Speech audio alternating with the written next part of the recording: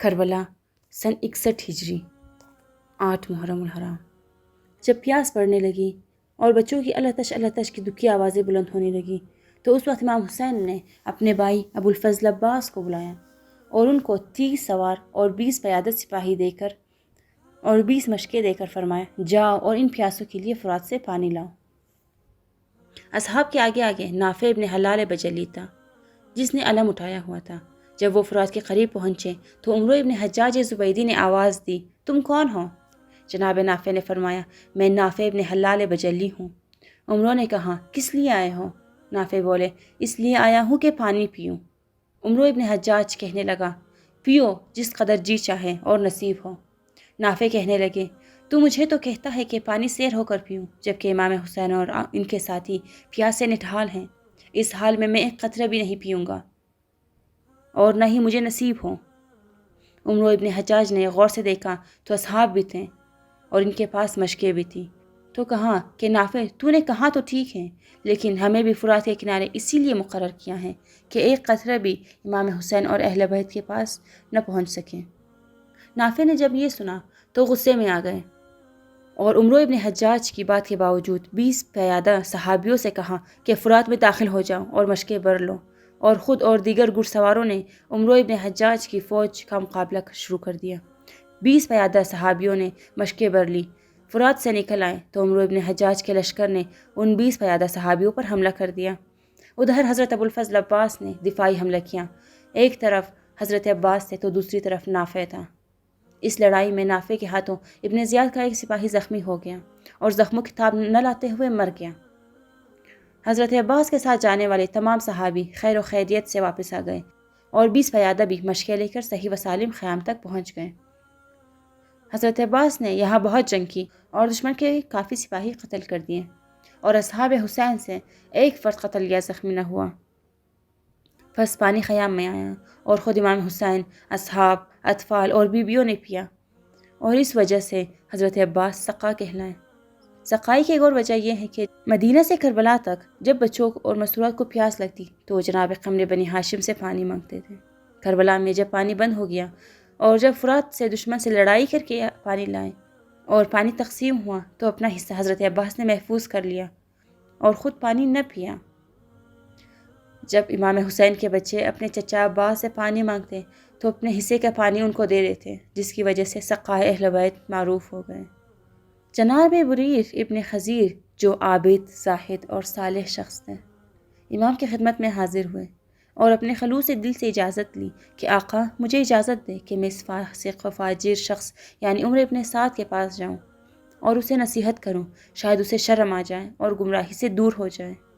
امام علیہ السلام نے فرمایا، جو چاہتے ہو کرو اور جو اسے کہنا چاہتے ہو کہو۔ بریر ہمدانی اللہ پر توکل کر کے ابن سعد کے خیمے کی طرف چلے گئے اور پہرہ داروں سے اجازت لیے بغیر ابن سعد کے خیمے میں پہنچ گئے، لیکن سلام نہ کیا۔ عمر ابن سعد ناراض ہوا اور کہا، اے ہمدانی، تم نے مجھے سلام کیوں نہیں کیا؟ کیا میں مسلمان نہیں ہوں؟ کیا میں خدا اور رسول کی معرفت نہیں رکھتا؟ بریر ہمدانی نے کہا، اگر تم مسلمان ہوتے اور خدا اور رسول کی معرفت رکھتے تو فرزند پیغمبر کے قتل کرنے پر کمر بستہ نہ ہوتے اور اولاد پیغمبر کو قتل کر کے ان کے خاندان کو قید کرنے کا منصوبہ نہ بنایا ہوتا۔ تم اس سب کے باوجود اپنے آپ کو مسلمان سمجھتے ہو؟ پھر یہ نہر فرات جس کا پانی چمک رہا ہے اور اس پانی کو کتے اور خنزیر پی رہے ہیں، لیکن فاطمہ کے جگر گوشہ اور پیغمبر کے دل اور ان کے اہل و عیال پر پانی بند ہے، جس کی وجہ سے وہ شدت پیاس سے موت کے قریب ہیں۔ تم اس حال میں انہیں ایک قطرہ پانی دینے کو حاضر نہیں اور پھر بھی اپنے آپ کو مسلمان کہتے ہو۔ کچھ دیر تو ابن سعد سر نیچے کر کے زمین کو دیکھتا رہا، پھر سر اٹھا لیا اور کہا، اے بریر، اس خدا کی قسم جو وحوش اور طیور کو رزق دینے والا ہے، مجھے یقین ہے کہ جو شخص آل محمد کا قتل کرے، ان پر ظلم کرے، ان کا پانی بند کرے تو وہ جہنمی ہے، لیکن تو انصاف کر کہ میں حکومت رے کو کیسے چھوڑ دوں اور اس سرسبز و شاداب علاقے کو کسی غیر کے حوالے کیسے کروں تاکہ امام حسین کو قتل کرے؟ خدا کی قسم، اب یہ کیسے ہو سکتا ہے کہ میں خانہ نشین ہو جاؤں اور کوئی دوسرا شخص رے پر حکومت کرے؟ جو ہی اس پس فطرت انسان نے یہ کہا تو بریر ہمدانی کانپ اٹھے اور اپنی جگہ سے اٹھ کر امام حسین کے پاس آ گئے اور عرض کیا، وہ ملعون رے کی حکومت کی وجہ سے اندھا ہو چکا ہے۔ امام حسین علیہ السلام نے فرمایا، وہ رے کی گندم نہیں کھا سکے گا اور جلد ہی مر جائے گا اور بستر پر اس کا سر ایسے کاٹ لیا جائے گا جیسے گوسفند ذبح کیا جاتا ہے۔ پہلے بیان ہو چکا ہے کہ 3 محرم سے کوفہ سے ابن زیاد کے لشکر کربلا میں آتے رہے اور 9 محرم تک آتے رہے۔ جب 7ویں محرم کو پانی بند ہو گیا اور لحظہ بلحظہ حالات سختر ہوتے گئے، اصحاب میں حبیب ابن مظاہر نے سوچا کہ ادھر نزدیک بنی اسد کے قبائل آباد ہیں، ان کے پاس جاؤں، انہیں حالات بتاؤں اور فرزند پیغمبر کے لیے ان سے نصرت طلب کروں۔ حبیب اسی نیت سے امام علیہ السلام کی خدمت میں حاضر ہوئے اور دل شکستہ و پریشان حال میں امام سے عرض کیا، ادھر کربلا کے قریب بنی اسد کے قبائل آباد ہیں، ان میں سے کئی ایسے ہیں جو آپ کے محب اور خیر خواہ ہیں، اگر آپ اجازت دیں تو ان کو آپ کی نصرت کی دعوت دوں۔ امام علیہ السلام نے فرمایا، اجازت ہے۔ پس وہ روشن دل ضعیف آدھی رات کو لباس تبدیل کر کے کربلا سے نکلا اور بنی اسد کے قبائل کے پاس پہنچا۔ اہل قبلہ حبیب ابن مظاہر کو دیکھ کر بہت خوش ہوئے اور سب ان کے ارد گرد جمع ہو گئے اور پوچھنے لگے، اے حبیب، اس وقت کہاں سے آئے ہوں اور ہمارے پاس آنے کا مقصد کیا ہے، یعنی ہم سے کیا چاہتے ہوں؟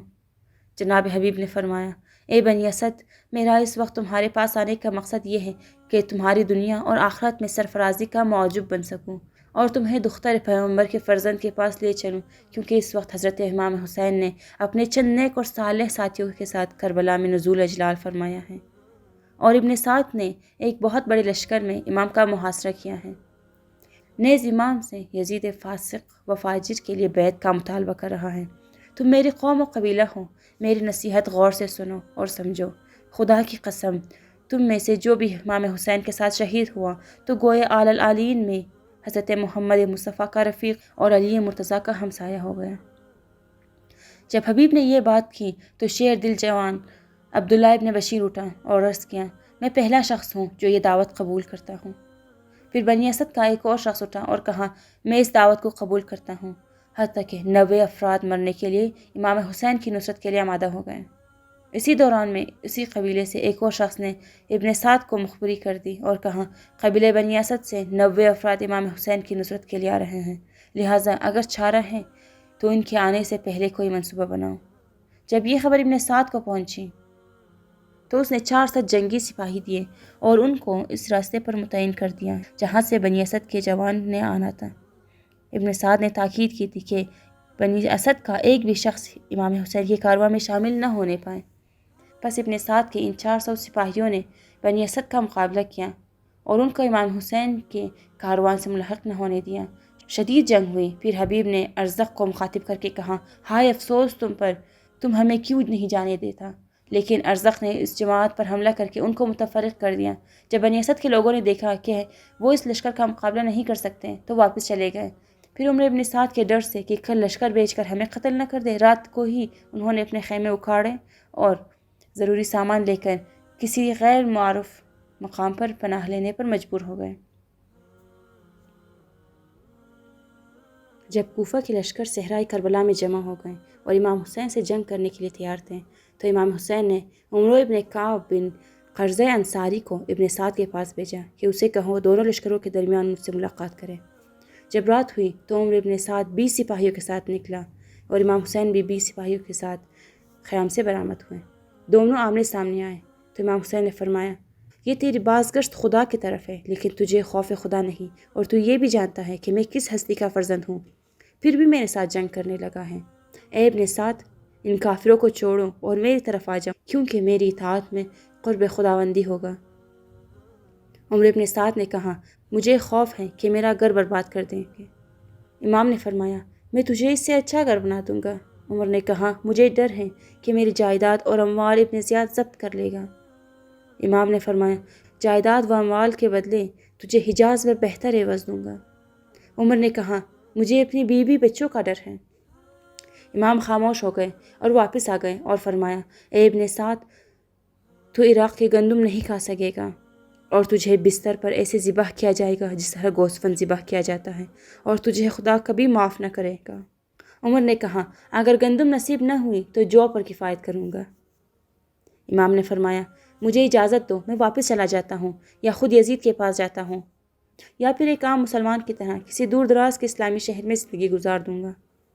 ابن اسیر، سبط ابن جوزی اور دیگر مورخین نے اس روایت کو لکھنے کے بعد عقبہ ابن سومان کی روایت نقل کی ہے کہ وہ کہتا ہے مدینہ سے مکہ اور مکہ سے کربلا میں حضرت کی خدمت میں ہمیشہ رہا ہوں اور حضرت کے تمام خطبات سنے ہیں اور شہادت تک ہر جملہ سنا اور سمجھا ہے، لیکن کسی موقع پر امام نے یہ نہیں فرمایا کہ یزید کے پاس جاتا ہوں یا کسی مسلمان شہر میں جاتا ہوں، بلکہ حضرت کی کلام یہ ہوتی تھی کہ اگر مجھے آزاد کر دو تو میں جہاں سے آیا ہوں وہاں چلا جاتا ہوں، یا خود اپنے اہل بیت کو لے کر ان بیابانوں میں زندگی گزار دوں گا۔